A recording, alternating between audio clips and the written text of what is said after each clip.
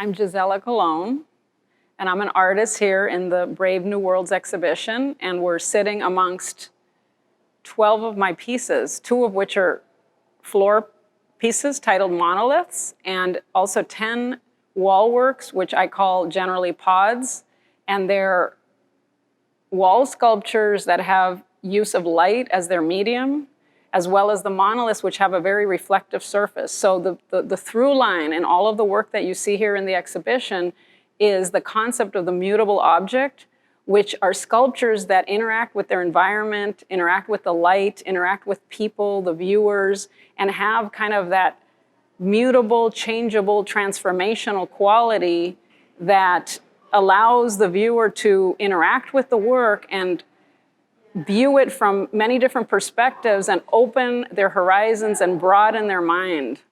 And a lot of my work stems from an overall overarching idea, which is connecting with the energy of the earth, connecting with the energy of the planet.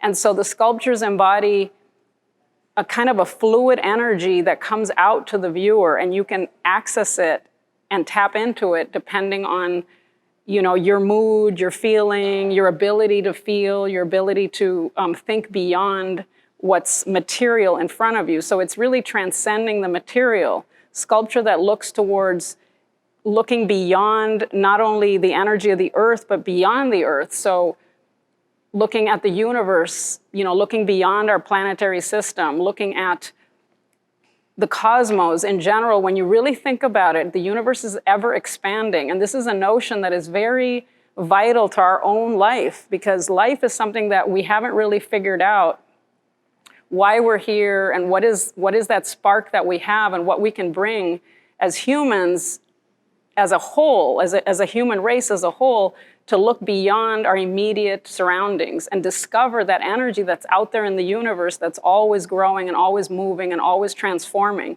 And so my sculpture speaks to that general kind of larger, broader context about what's beyond us. And I see us all as together in this, because we're all on this planet, and it's a small planet, a blue planet floating through space, and it's always in movement, just like our lives are always in movement, we're always in movement.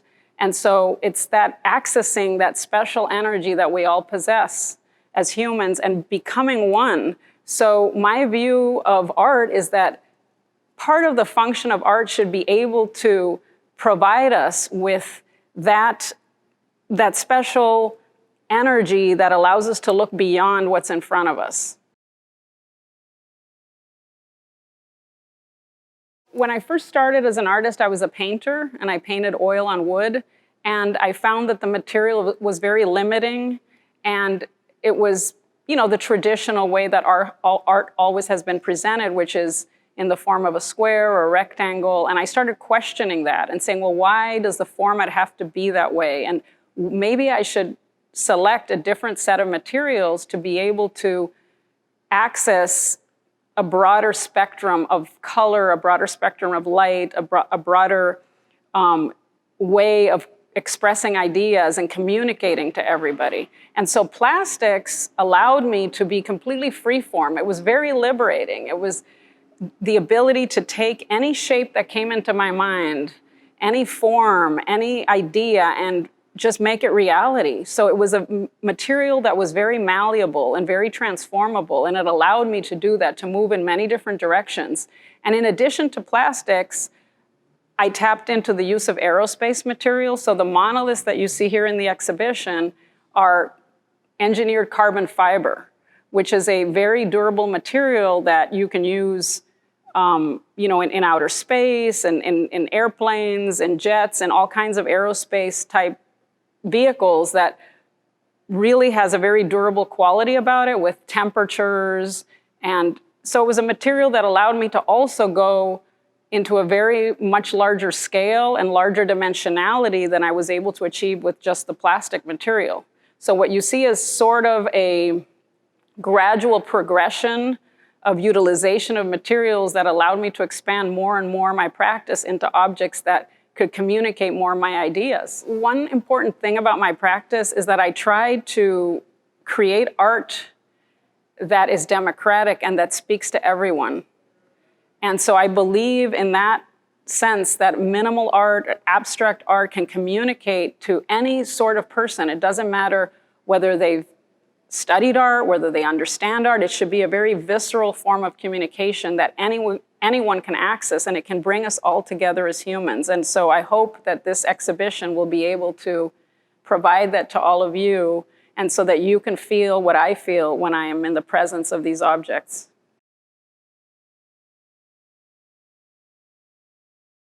This installation is really special because it's the first installation that has allowed me to take the environment and integrate it much more fully into my presentation.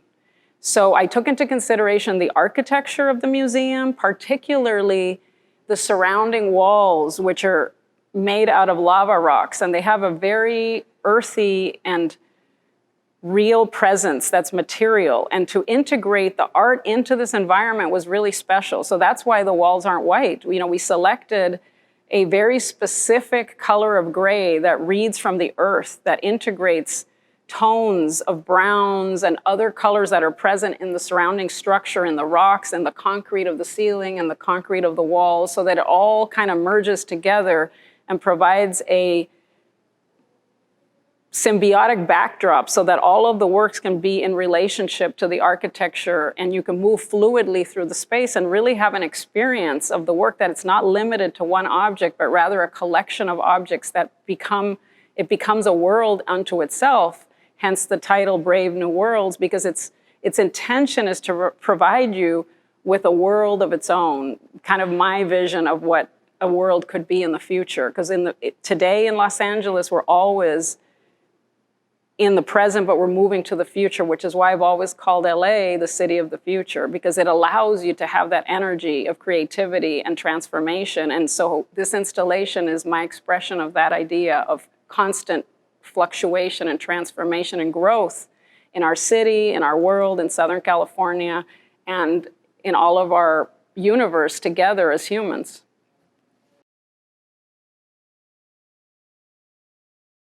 The forms of my artwork are based on what I call the classic Euclidean geometry. So they start out as squares, ovals, ellipses in the traditional sense.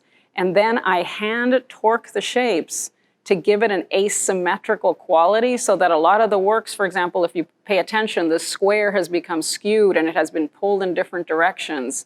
The elliptical form has been torqued in a lopsided fashion so that you really get a gyrating motion in the work. Because one of the undercurrents of each one of the geometrical forms is that concept of motion. So the viewer's in motion, the work is in motion through the changing in the light and the environment. And then in addition, you have the morphing forms that gyrate inside of it. So you have a nucleus, and then you have an outer perimeter, and then all of it is kind of interacting synergistically to create that sense of motion, movement, transformation, change, which unites us all together as humans. Because I say we're all in this together, and one of the things that art can provide and tap into is that sense of unity and vitality that we all share as humans on this planet together.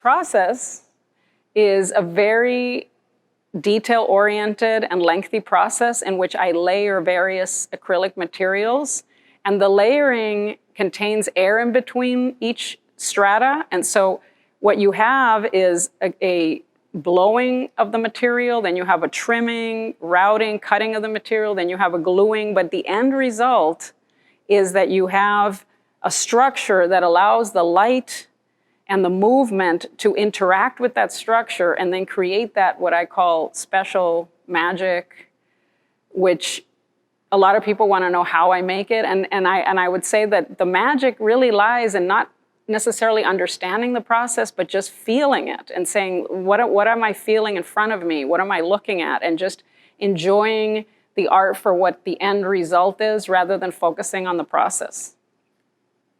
The piece above the title is a very special piece that I created for this exhibition, and it's titled Metatrapezoid, and it goes to that concept that I was discussing about the humanized geometry. So this is a trapezoid that I've humanized and torqued and changed the perimeter to be a fluid object.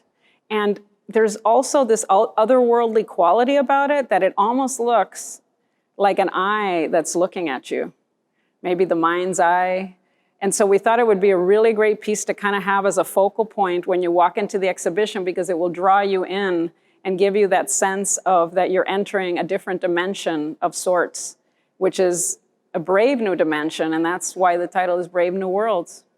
This wall is a little different because it has 3 sculptures on it, and it was curated so that the sculptures feel like they're floating at different heights and different depths and different dimensions.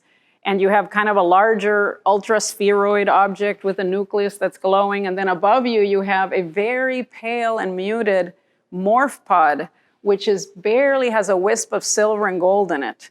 And it's meant to be floating above, almost like air. And then here, on the lower side, you have a super ellipsoid, which is kind of shaped like an elongated elliptical force, and it's much lower, and it feels like gravity's pulling it. So one of the important features about my work is that it incorporates the concept of time, gravity, and forces of nature in the universe. So it's meant to be fluctuating like solid, liquid, and gas. I'm standing next to the largest monolith in the exhibition, and it's a parabolic monolith that measures 15 feet of height. And the parabolic monoliths are very special. They're based on the parabolic arch, which is an oscillating arch. So in every direction, from the bottom of the object to the other side, there's constant motion. And it's that feeling that you get of living in Southern California, where you're in constant motion on the freeways, you're gyrating. And if you look around Los Angeles, that's kind of the ethos of Southern California, is that constant state of movement that we're in. And these objects are meant to embody that state of movement and that state of fluctuation that is part of our lives. And it's also tapping into the future. And I'm really a big believer in the future, because that's our hope. That's our hope as the human race, is that we all come together and we move towards the future, and a future that we're all united and full of vital energy. And these objects embody that, embody the vitality of the future, the energy of the city and of Southern California and of this great place that we live in, which is planet Earth.